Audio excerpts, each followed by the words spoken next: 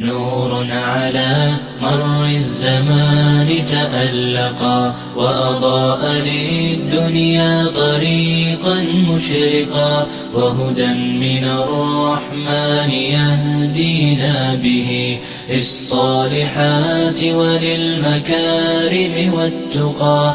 نور على مر الزمان تألقا وأضاء للدنيا طريقا مشرقا، وهدى من الرحمن يهدينا به للصالحات وللمكارم والتقى. هذا كتاب الله أعذب منهل أنعم به من مورد لمن استقى. قد صانه رب العباد بحفظه وحماه حتى لا يضيع ويخلقا. طوبى لمن حفظ الكتاب بصدره فبدا وضيئا كالنجوم تألقا، وتمثل القرآن